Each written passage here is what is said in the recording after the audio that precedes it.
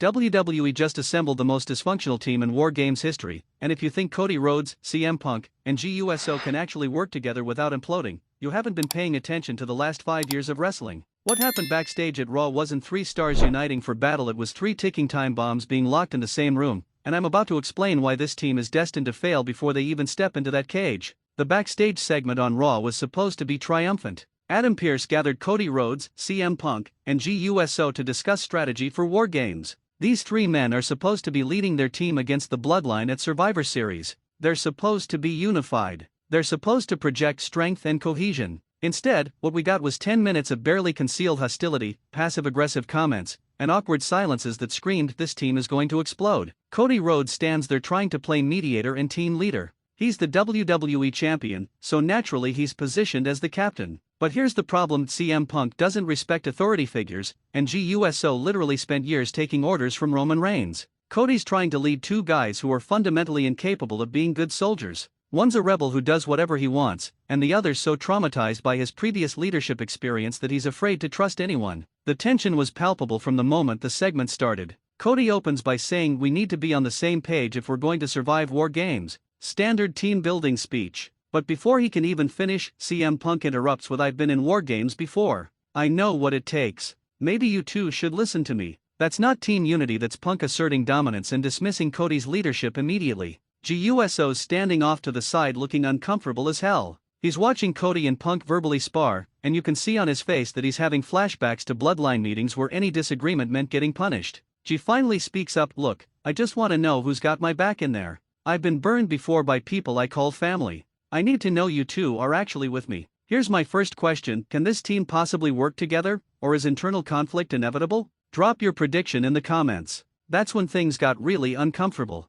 CM Punk looks at Jey and says, "Your family is the reason we're in this mess in the first place. Maybe if the Bloodline hadn't terrorized this company for 4 years, we wouldn't need WarGames." Jey's face hardens. You can see the anger building. Cody immediately steps between them, trying to defuse the situation, but the damage is done. Punk just blamed Jey for the Bloodline's actions, even though Jey was a victim of that system just as much as anyone. Jey fires back, "You don't know what it was like. You don't know what I went through. I was doing what I had to do to survive. Don't act like you wouldn't have done the same." And he's right. Jey spent years under Roman's thumb, forced to follow orders or face consequences. He's not responsible for the Bloodline's reign of terror, he was a prisoner of it. But CM Punk doesn't care about nuance. Punk sees things in black and white. You're either with him or against him. And in his mind, anyone who was part of the Bloodline is guilty by association. That's going to be a massive problem when they're in WarGames together, relying on each other to survive. Cody tries to regain control of the conversation.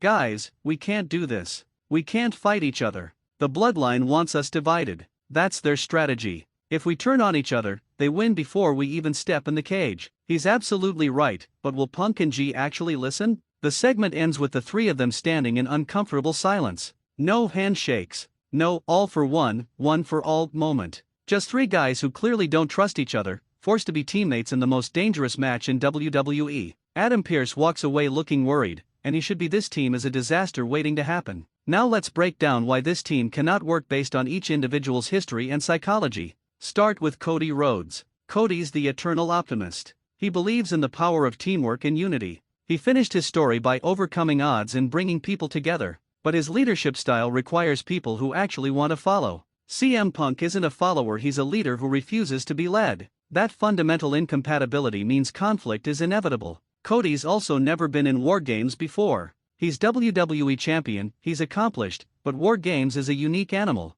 Meanwhile, CM Punk has WarGames experience from his Raw days. Punk knows the strategy, knows the brutality, knows what it takes to survive. So when Cody tries to lead, Punk's going to question every decision because he thinks he knows better. And he might be right, which makes it even more complicated. Quick poll: who should actually be the team captain, Cody Rhodes or CM Punk? Sound off below. CM Punk is the most problematic piece of this puzzle. Punk's entire career has been defined by not playing well with others. He's a lone wolf. He's the guy who walked out of WWE because he refused to compromise. He's the guy who burned bridges in AEW. He's the guy who trusts almost nobody. And now WWE expects him to be a team player in WarGames? Punk's presence makes sense from a star power perspective. He's one of the biggest names in wrestling, and having him in WarGames is a massive draw. But from a storytelling perspective, putting Punk on a team is asking for problems. Punk's going to do what Punk thinks is right, regardless of what Cody or anyone else says. If he thinks sacrificing a teammate will help them win, he'll do it without hesitation. The GUSO situation is equally complicated but for completely different reasons.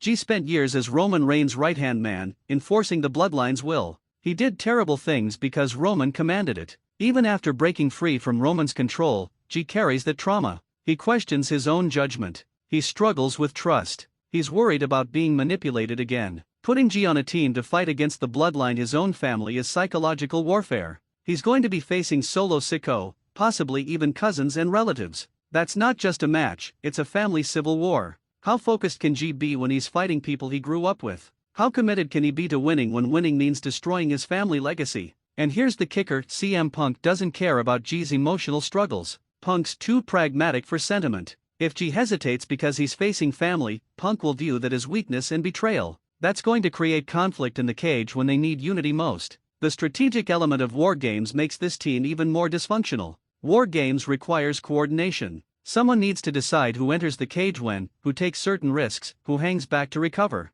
That requires trust and communication. Does this team have either? Absolutely not. Imagine the scenario: they're in WarGames, and someone needs to make a sacrifice play, take a brutal bump to save a teammate. Who's doing that? Is CM Punk sacrificing himself for GUSO? Is G trusting that Cody will back him up? These aren't hypotheticals, these are real strategic questions that will determine the match outcome. Real question: which of these three men is most likely to betray the team during WarGames? Cast your vote in the comments. Let's talk about their opponents for a second, because the Bloodline has a massive advantage here. Solo Sikoa, Jacob Fatu, Tama Tonga, Tonga Loa, and potentially a fifth member. They're a cohesive unit. They've been working together for months. They trust each other. They have a unified strategy. They're not questioning their leadership or doubting their teammates. Meanwhile, Cody's team is three guys who barely tolerate each other, plus two more team members who haven't even been revealed yet. Who are the fourth and fifth members? And how will they fit into this already volatile dynamic? If it's two more strong personalities, this team becomes even more chaotic. If it's two guys willing to follow orders,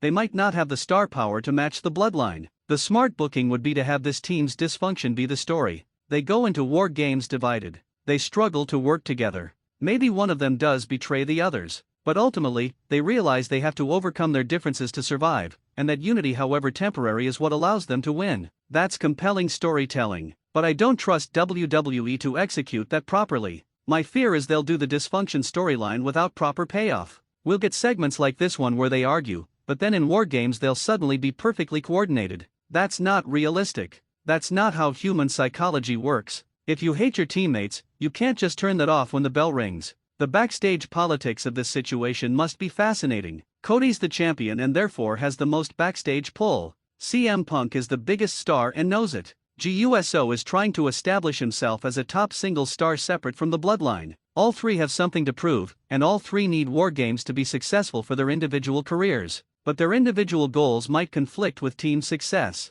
For Cody, losing WarGames would damage his reputation as champion and leader. For CM Punk, losing would be another mark against his comeback run after AEW. For G, losing to his former Bloodline would suggest he's nothing without Roman. The stakes are incredibly high for each individual, which should theoretically motivate teamwork, but it might also create more pressure and more conflict. Social media's been going crazy analyzing this segment. Wrestling Twitter is split: half think the dysfunction is brilliant storytelling, half think it's WWE setting up another team implosion angle that won't pay off properly. Reddit's debating whether Punk will turn heel and cost his team the match. YouTube's flooded with breakdown videos examining every facial expression and line of dialogue. The speculation about the fourth and fifth team members is rampant. Popular theories include Seth Rollins returning from injury to join his Shield brother Reigns, to fight against the Bloodline with Cody. Kevin Owens putting aside differences with Punk to unite against a common enemy. Sami Zayn completing his redemption arc by standing with G against their former family. Randy Orton providing veteran leadership. Drew McIntyre if he's back from suspension. Each of those additions would change the team dynamic significantly. Seth has history with both Punk and Roman. KO and Punk have nuclear heat from their past. Sami and G together would be beautiful storytelling. Orton would add a wild card element. Drew would bring intensity. But none of them solve the fundamental problem: Cody, Punk, and G don't trust each other. Who should be the fourth and fifth members of this WarGames team? Give me your ideal lineup in the comments. Let's examine possible outcomes for WarGames given this team composition. Scenario 1, the team overcomes their differences, works together perfectly, and wins clean. This is the fairy tale ending that validates the teamwork conquers all message. It's uplifting but predictable and doesn't address the legitimate dysfunction we've seen. Scenario 2, the team's dysfunction costs them the match. Someone betrays someone, or they fail to coordinate, and the bloodline wins because they're more united. This is realistic but leaves Cody looking weak as champion and leader. WWE probably won't do this because they need Cody strong. Scenario 3, they win despite their dysfunction through sheer individual talent. Everyone's doing their own thing, but they're all so good that they overcome the bloodline anyway. This is probably what WWE will do. It allows them to have the conflict storyline while still protecting everyone's image. Scenario 4, external interference changes the outcome. Roman Reigns returns to either help or hurt the bloodline. The Rock appears. Someone from NXT debuts. An outside force makes the internal team dynamics irrelevant. This would be typical WWE building a story and then making it not matter by adding a swerve. My prediction? Scenario 3 with hints of Scenario 2. The team will struggle to work together throughout the match. There will be moments where their lack of coordination hurts them, but ultimately, they'll pull together just enough to win, with Cody probably being the unifying force. After the match, the team will immediately dissolve, and the conflicts will continue. The post-WarGames storylines are what really interest me. Assuming Cody's team wins, what happens to these relationships? Does CM Punk immediately challenge Cody for the championship, using their WarGames partnership as justification? Does Jey continue his singles push or get pulled back into bloodline drama? Do any of them maintain alliances, or does everyone go back to their separate corners? WarGames is supposed to be a match where teams forge bonds through shared suffering, but given the dysfunction we're seeing, I think this match might actually deepen the rifts. Imagine Cody makes a strategic decision during the match that Punk disagrees with. Punk does something reckless that puts Jey in danger. Jey hesitates at a crucial moment because he's facing family. These incidents won't bring them closer, they'll drive them further apart. The WWE Championship picture is affected by all this too. Cody's the champion, but CM Punk is arguably the bigger star. If they win WarGames together, Punk has a legitimate claim to a title shot. I saved your championship reign in WarGames, now give me my shot is a compelling argument. That sets up Cody versus Punk, which WWE definitely wants to do eventually. But what about Jey? If Jey performs incredibly in WarGames, shows heart and courage facing his former family, doesn't he deserve a championship opportunity too? Jey's been positioned as a top babyface, but he hasn't gotten a world title shot yet. WarGames could be what elevates him to that level. So now you potentially have both Punk and Jey with claims on the championship. How does Cody navigate that? Should CM Punk get a WWE Championship match against Cody Rhodes after WarGames? Yes or no in the comments. The training montage possibilities for this team are hilarious to imagine. WWE should show them trying to practice together and it going horribly wrong. Cody trying to run drills while Punk dismisses them as unnecessary. Jey suggesting strategies based on his bloodline experience while Punk questions his loyalty. Physical sparring sessions that get too intense because nobody can turn off their competitiveness. Those segments would build the WarGames match perfectly. Show us why this team is dysfunctional. Show us the specific ways they don't mesh. Then when WarGames happens, we understand exactly what they need to overcome. That's basic storytelling. Establish the problem, then show the resolution. But WWE probably won't do that. They'll probably give us one or two more backstage segments of them arguing, then jump straight to WarGames.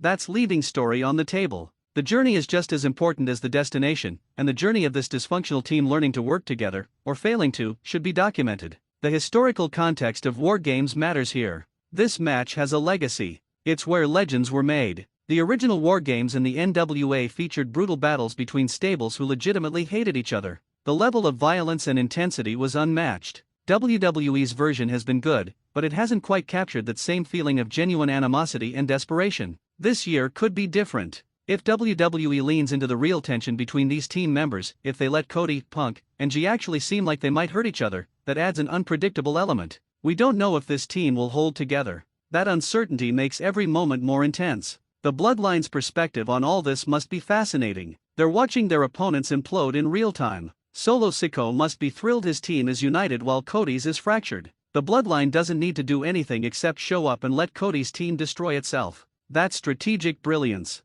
Although, Solo should also be worried. Dysfunction can be dangerous because it's unpredictable. A cohesive team follows patterns you can anticipate. A dysfunctional team might do anything. Someone might go rogue and do something so crazy it actually works. Sometimes chaos beats order. The fan investment in this storyline is going to be massive. People will tune into WarGames specifically to see if this team can work together. That's great for WWE's business. But it also means the payoff needs to deliver. If they build all this dysfunction and then just have them work together perfectly with no explanation, fans will feel cheated. Final question before I wrap up: rate your excitement for this WarGames match on a scale of 1 to 10. Drop your number in the comments. Cody Rhodes, CM Punk, and Jey Uso preparing for WarGames isn't a unification, it's a powder keg waiting to explode. The backstage segment on Raw made that crystal clear. These three men don't like each other. They don't trust each other. They might not even respect each other. But they're stuck together, forced to rely on each other in the most dangerous match WWE offers.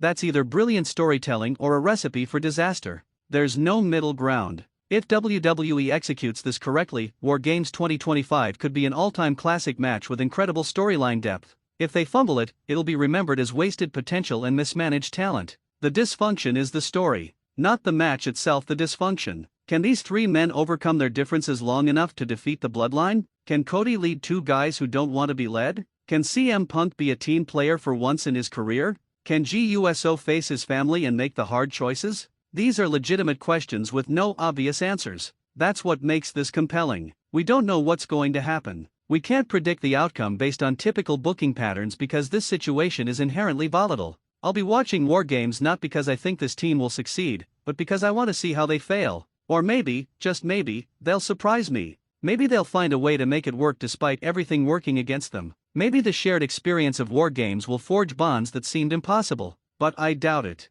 Based on what I saw in that backstage segment, this team is doomed. The cracks are already showing. The foundation is already crumbling. And when they step into that cage at Survivor Series, those cracks are going to split wide open. WarGames is coming. Cody Rhodes, CM Punk, Jey Uso, and two unknowns versus the Bloodline. It's going to be violent. It's going to be intense. And it's almost certainly going to end with this team in shambles, regardless of whether they win or lose the match itself. The war isn't just against the Bloodline. The war is within the team. And that war might be the most brutal part of all.